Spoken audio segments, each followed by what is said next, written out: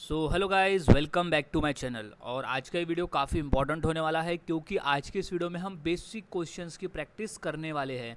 तो यहाँ सभी क्वेश्चन इंपॉर्टेंट है, सभी क्वेश्चंस के आंसर को अच्छी तरह से याद में रख लेना है क्योंकि क्वेश्चन पेपर में पूछे जा चुके हैं। तो सभी क्वेश्चन इंपॉर्टेंट है पेपर के पॉइंट ऑफ व्यू। तो शुरुआत करते हैं आज का हमारे इस जीके स्टडी की।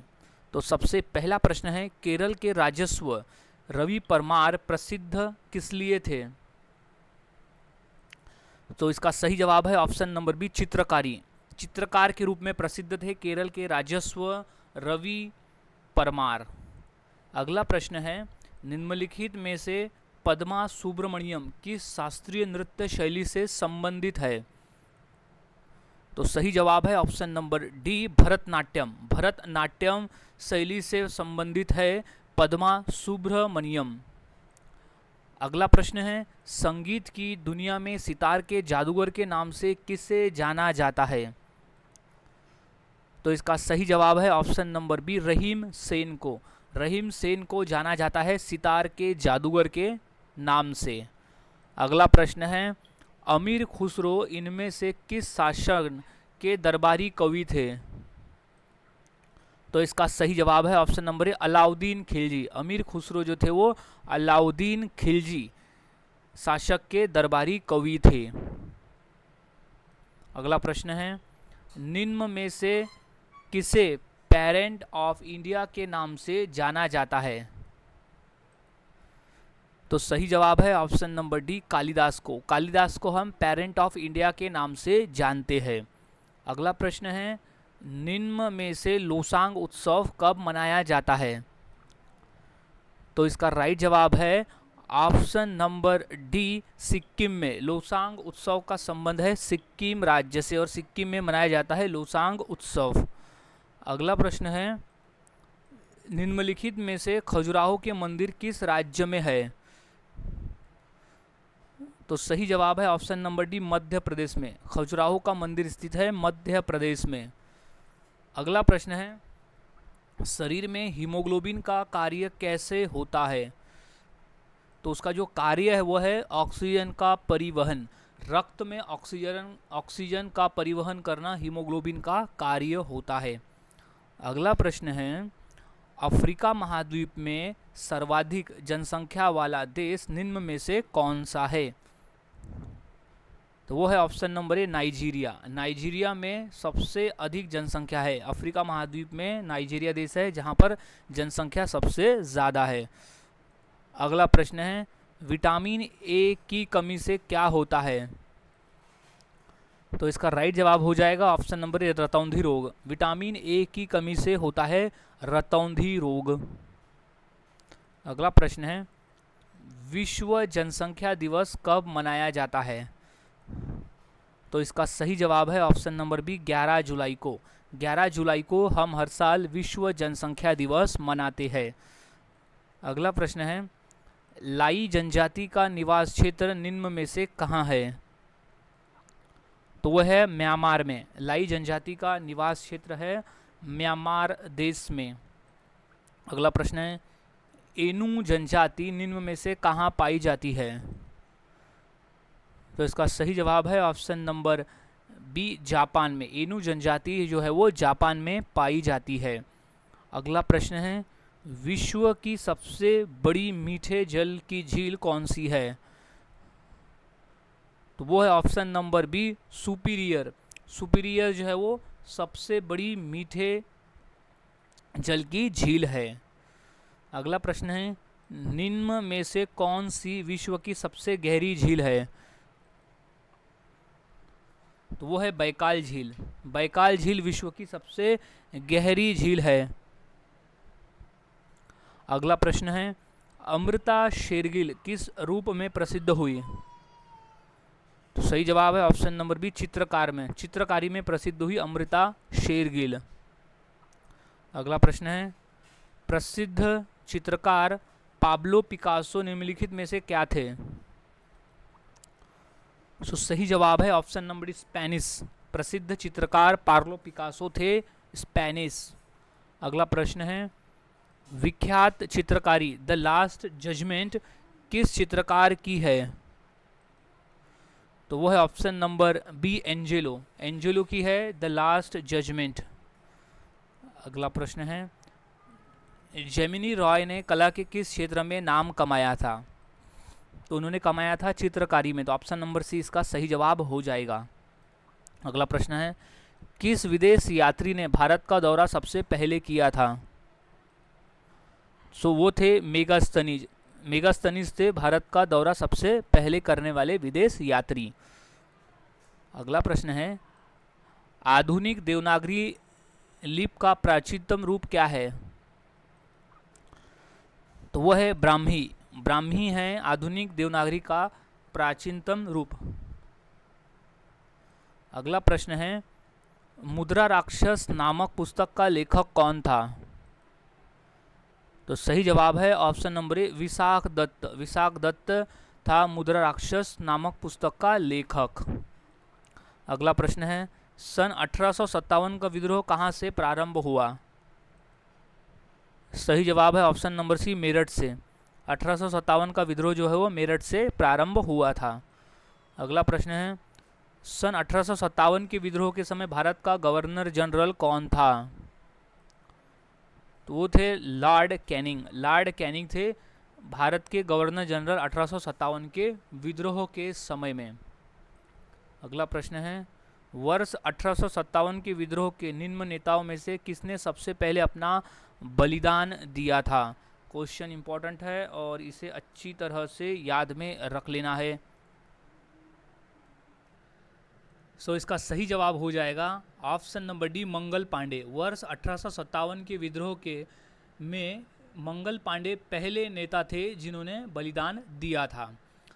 अगला सवाल है, 1857 के विद्रोह में कानपुर में सैनिकों का नेतृत्व किसने किया था? तो इसका सही जवाब है option number D, Nana Saheb ने। नाना साहेब ने कानपुर में सैनिकों का नेतृत्व किया था। अगला सवाल है, 1857 के विद्रोह का नेतृत्व बिहार में किसने किया? तो इसका सही जवाब है option number B, Kunwar Singh. Kunwar Singh ने किया था 1857 के विद्रोह का नेतृत्व बिहार में। अगला सवाल है, 1857 में किसने इलाहाबाद को आपातकालीन मुख्यालय बनाया था? तो इसका सही जवाब है ऑप्शन नंबर ए, लॉर्ड कैनिंग। लॉर्ड कैनिंग ने इलाहाबाद को आपातकालीन मुख्यालय बनाया था। अब अगला सवाल है, सन 1857 के बरेली विद्रोह का नेता कौन था? तो इसका सही जवाब है ऑप्शन नंबर ए, खान बहादुर।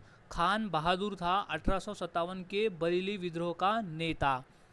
अगला सवाल है, 1857 में भारत में हुए विद्रोह के एक नेता तात्या टोपे का मूल नाम क्या था? सही जवाब है option number D, Ramchandra Pandurang. Ramchandra Pandurang नाम था तात्या टोपे का मूल नाम। अगला सवाल है, 1857 की क्रांति का चिन्ह क्या निश्चित किया गया था? तो सही जवाब है ऑप्शन नंबर एक, कमल एवं चपाती। 1857 की क्रांति का चिन्ह जो है वो कमल और चपाती निश्चित किया गया था। अब अगला सवाल है, भारतीय स्वतंत्रता आंदोलन का सरकारी इतिहासकार कौन था? तो सही जवाब है option number D, SN. Sen. SN. Sen था भारतीय स्वतंत्रता आंदोलन का सरकारी इतिहासकार। अब अगला सवाल है, कंप्यूटर सिस्टम के किस भाग को भौतिक रूप से स्पर्श किया जाता है? तो सही जवाब है option number C, hardware. Hardware को हम भौतिक रूप में फिजिकली तौर पे स्पर्श कर सकते हैं। अगला सवाल है, वेबसाइट के मेन पेज को क्या कहते हैं? सही जवाब है ऑप्शन नंबर ए, होम पेज। वेबसाइट के मेन पेज को होम पेज कहते हैं। अगला प्रश्न है, कंप्यूटर के मुख्य सिस्टम बोर्ड को क्या कहते हैं? तो उसे कहते हैं मदरबोर्ड। ऑप्शन नंबर बी इसका सही जवाब हो जाएगा, मदरबोर्ड।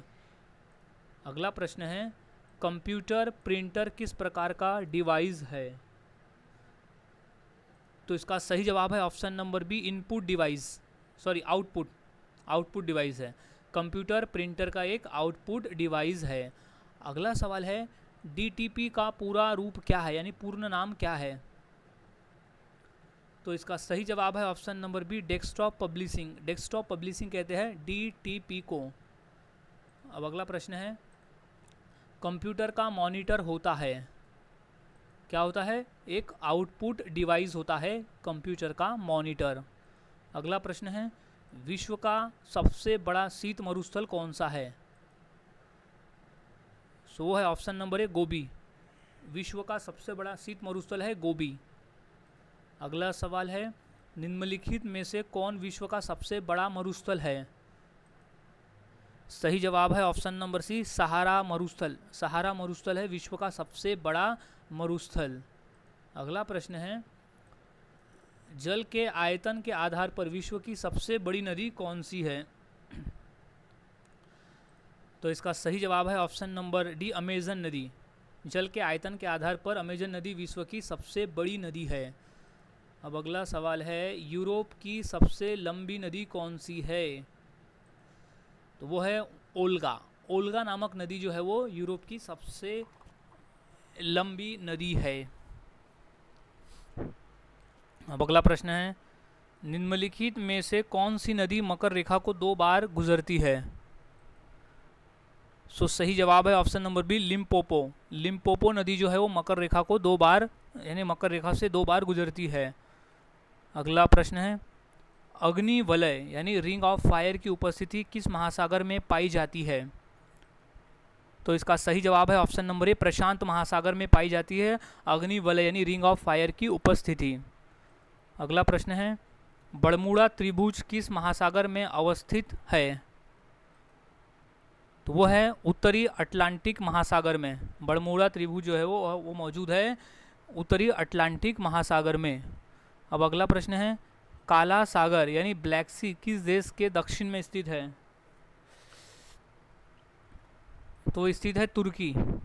तुर्की देश के दक्षिण में स्थित है काला सागर। अगला प्रश्न है, विश्व में सबसे बड़ी खाड़ी कौन सी है? तो वो है ऑप्शन नंबर सी, मैक्सिको खाड़ी। मैक्सिको खाड़ी है विश्व में सबसे बड़ी खाड़ी। अगला प्रश्न है, जॉर्डन और इजराइल के मध्य में कौन सा सागर है? तो वो है मृत सागर यानी डेड सी। डेड सी है जॉर्डन और इजराइल के मध्य में यानी उसके बीच में। अगला प्रश्न है, वियना शहर किस नदी के किनारे बसा है? सो इसका सही जवाब हो जाएगा ऑप्शन नंबर ए, डेन्यूब। डेन्यूब नदी के किनारे बसा है वियना शहर। अगला प्रश्न है, निम्नलिखित में से किसे भारत का मैनचेस्टर कहा जाता है? तो है अहमदाबाद को। अहमदाबाद को भारत का मैनचेस्टर कहा जाता है। अगला प्रश्न है, निम्नलिखित में से किस नगर को एम्पायर सिटी कहा जाता है? तो वो है न्यूयॉर्क को। ऑप्शन नंबर सी इसका सही जवाब हो जाएगा, न्यूयॉर्क को एम्पायर सिटी कहा जाता है। अगला प्रश्न है, विंडी सिटी के नाम से प्रसिद्ध कौन सा शहर है? तो सही जवाब है ऑप्शन नंबर ए, शिकागो। शिकागो जो है वो विंडी सिटी के नाम से प्रसिद्ध है।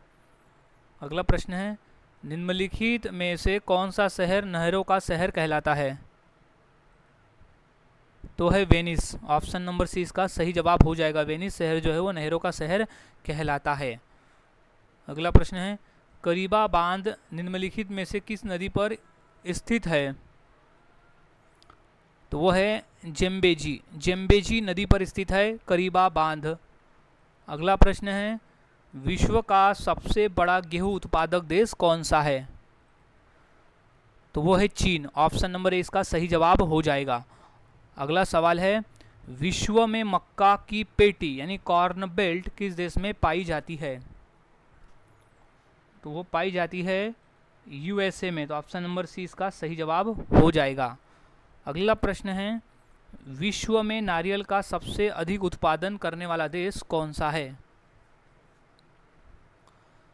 तो वो है इंडोनेशिया। तो ऑप्शन नंबर सी इसका सही जवाब हो जाएगा। अगला प्रश्न है, फ्लेग किससे फैलता है? तो वह है जीवाणु से। तो ऑप्शन नंबर ए इसका सही जवाब हो जाएगा, जीवाणु। अगला प्रश्न है, मानव गुर्दे में पथरी निम्नलिखित में से किसकी वजह से बनती है? तो वो है कैल्शियम ऑक्जेलेट।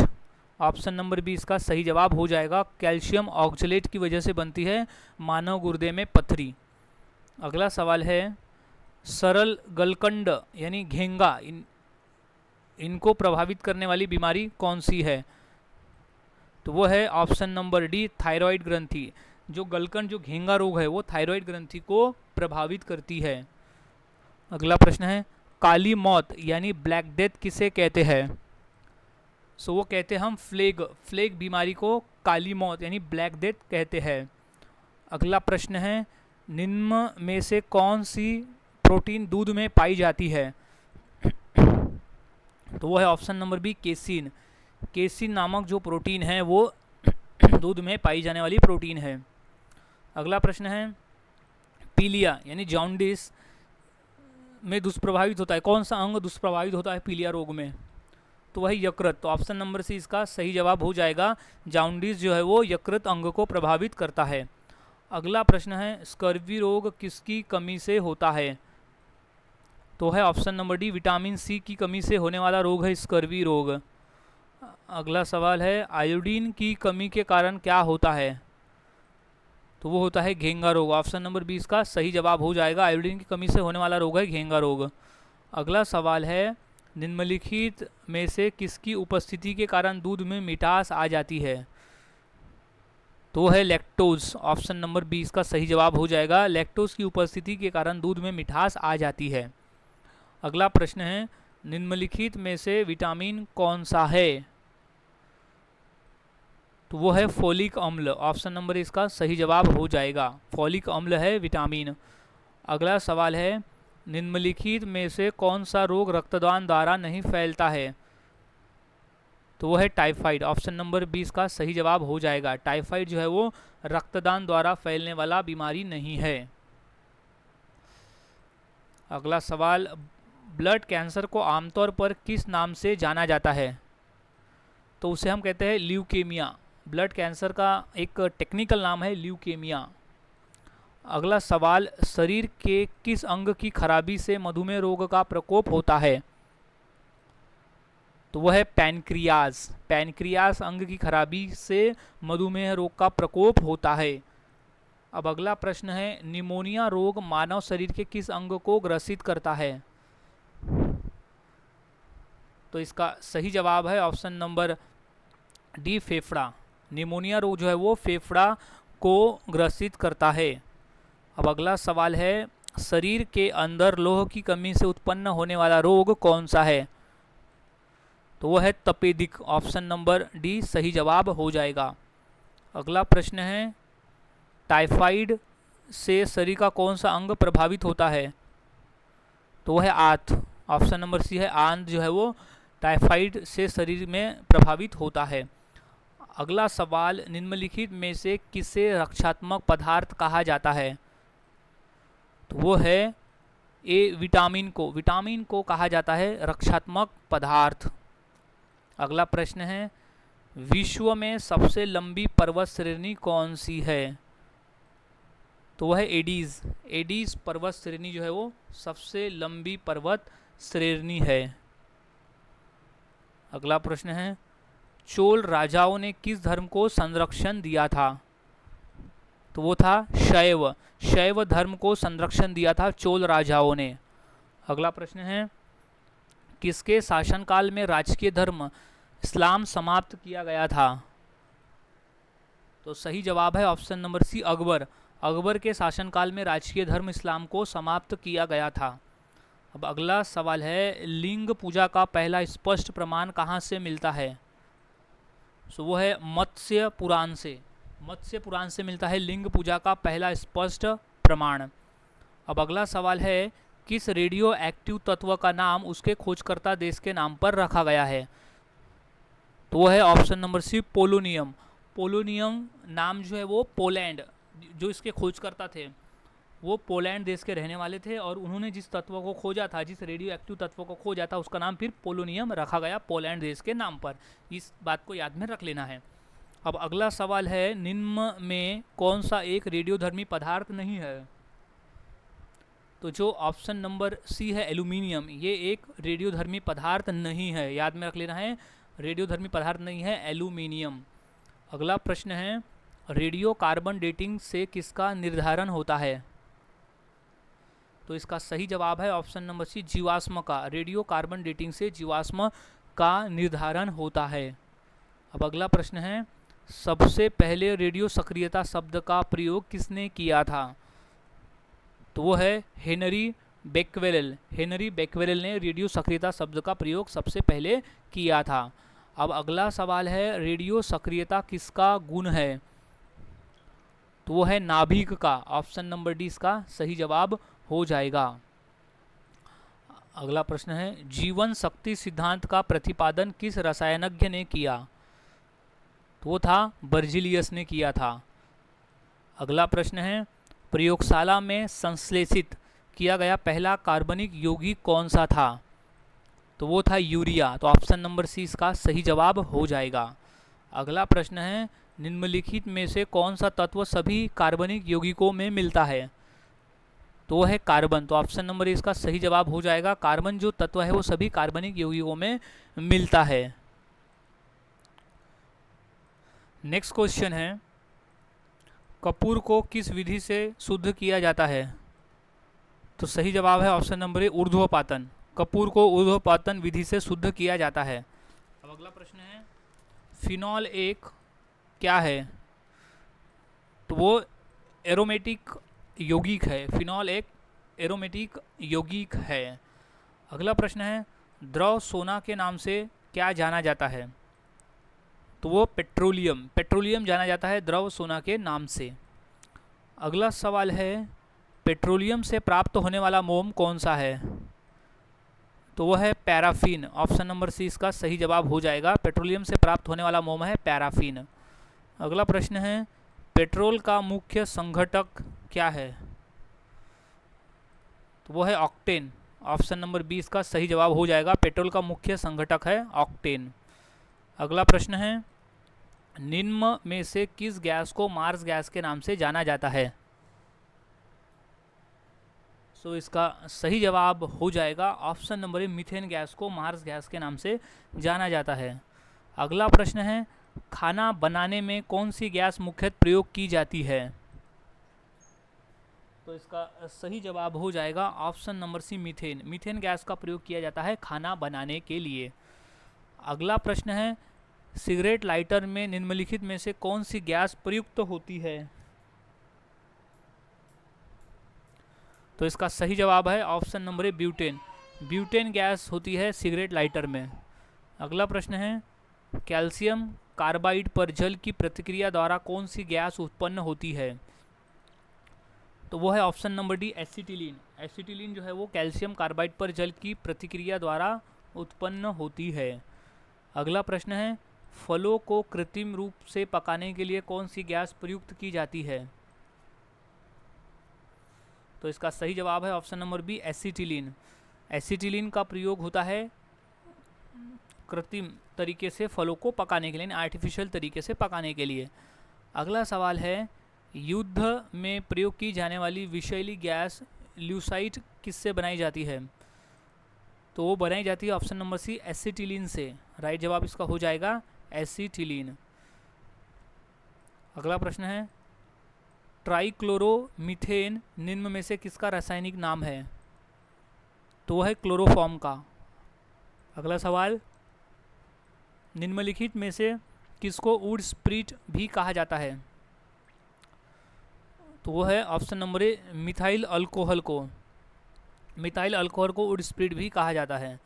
अगला सवाल, शराब में उपस्थित रहता है इथेनॉल एल्कोहल। इथेनॉल एल्कोहल रहता है शराब में उपस्थित। अगला सवाल है, अधिक मात्रा में इथाइल एल्कोहल का सेवन करने से किस पर बुरा प्रभाव पड़ता है? लीवर पर। ऑप्शन नंबर बी सही जवाब हो जाएगा। नेक्स्ट क्वेश्चन है, मिथेनॉल किस नाम से जाना जाता है? तो है वुड एल्कोहल नाम से जाना जाता है मिथेनॉल। अगला प्रश्न है, शराब का निर्माण किस प्रक्रिया के परिणाम स्वरूप होता है? तो किण्वन। किण्वन प्रक्रिया के परिणाम स्वरूप होता है शराब का निर्माण। अगला प्रश्न है, फॉर्मिक अम्ल किसके द्वारा उत्पादित किया जाता है? तो वो है ऑप्शन नंबर सी, लाल चींटी के द्वारा उत्पादित किया जाता है फॉर्मिक अम्ल। अगला प्रश्न है, निम्न में से कौन सा अम्ल सिरके में उपस्थित होता है? तो वो है एसिटिलीन अम्ल। एसिटिक अम्ल जो है वो सिरके में उपस्थित होता है। अगला प्रश्न है, टमाटर सॉस में क्या पाया जाता है? तो वो होता है साइट्रिक अम्ल। तो ऑप्शन नंबर ए इसका सही जवाब हो जाएगा। अगला प्रश्न है, दही का खट्टापन निम्नलिखित में से किसके कारण होता है? तो इसका सही जवाब है ऑप्शन नंबर बी, लैक्टिक अम्ल की वजह से। दही का खट्टापन जो है वो लैक्टिक अम्ल की वजह से होता है। अगला प्रश्न है, नींबू किसके कारण खट्टा होता है? तो वो है सिट्रिक अम्ल। ऑप्शन नंबर बी इसका सही जवाब हो जाएगा। नींबू जो है वो सिट्रिक अम्ल के कारण खट्टा होता है। अगला प्रश्न है, इमली में कौन सा अम्ल पाया जाता है? तो वो है टार्टरिक अम्ल। तो ऑप्शन नंबर सी इसका सही जवाब हो जाएगा। नेक्स्ट क्वेश्चन है, निम्न अम्लों में से किसको बेकिंग पाउडर के निर्माण में प्रयोग करते हैं? तो टार्टरिक अम्ल को बेकिंग पाउडर के लिए इस्तेमाल में लाया जाता है। अगला प्रश्न है, फोटोग्राफी के निर्माण में किस अम्ल को प्रयोग करते हैं? तो सही जवाब है ऑप्शन नंबर बी, ऑक्जेलिक अम्ल का प्रयोग किया जाता है फोटोग्राफी के निर्माण में। अगला प्रश्न है, स्याही के धब्बों को मिटाने में प्रयुक्त किया जाने वाला अम्ल कौन सा है? तो वो है ऑक्जेलिक अम्ल। ऑप्शन नंबर सी इसका सही जवाब हो जाएगा। नेक्स्ट, कपड़ों से जंग के धब्बे हटाने के लिए किसका प्रयोग किया जाता है? तो वह है ऑक्जेलिक अम्ल का प्रयोग किया जाता है कपड़ों से जंग के धब्बे को हटाने के लिए। अगला प्रश्न है, निम्न में से किसे कार्बामाइड के नाम से जाना जाता है? तो सही जवाब है ऑप्शन नंबर सी, यूरिया को। यूरिया को कार्बामाइड के नाम से जाना जाता है। अगला प्रश्न है, निम्न में से किस उर्वरक में सबसे ज़्यादा नाइट्रोजन होता है? तो वो होता है यूरिया में। तो ऑप्शन नंबर ए इसका सही जवाब हो जाएगा।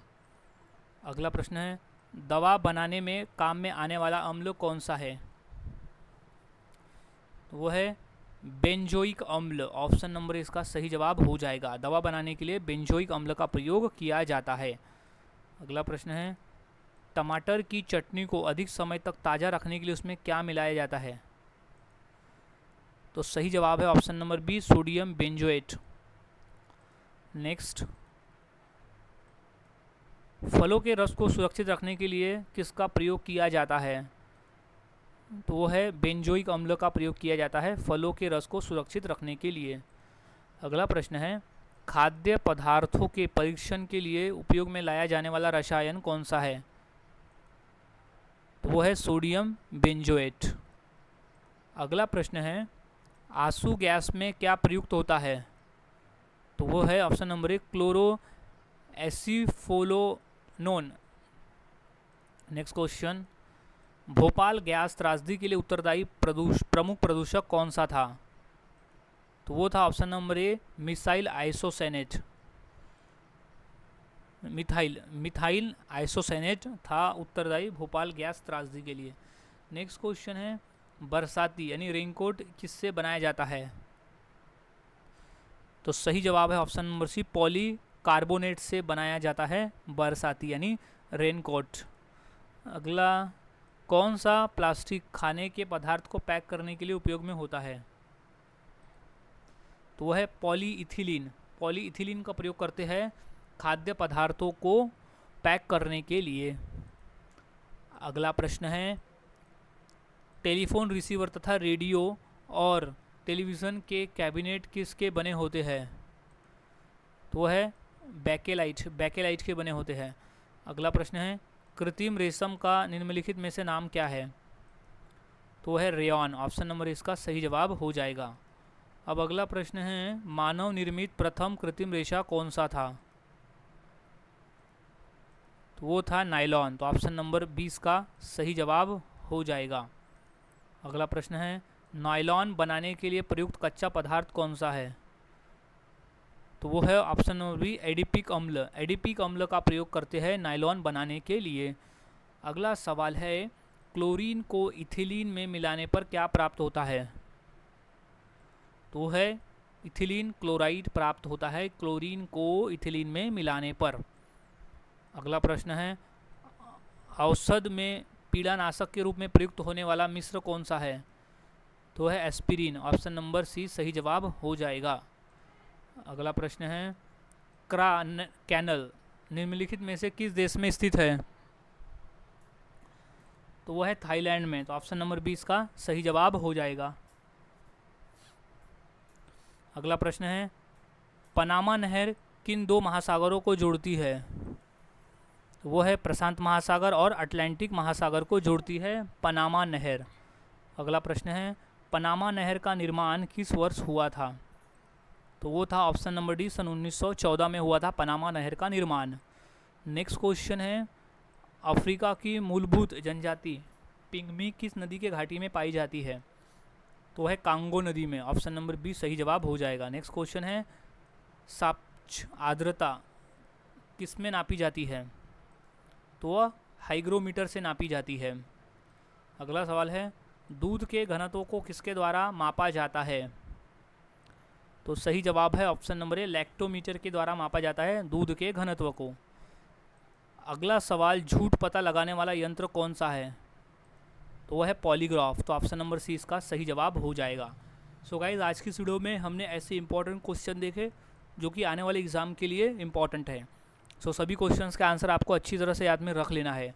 सो मिलता हूँ ऐसे ही और नए जीके क्वेश्चंस के साथ अगले वीडियो में। तब तक के लिए चैनल के साथ बने रहे, वीडियोस को देखते रहे और इसी तरह से जीके की प्रैक्टिस करते रहे।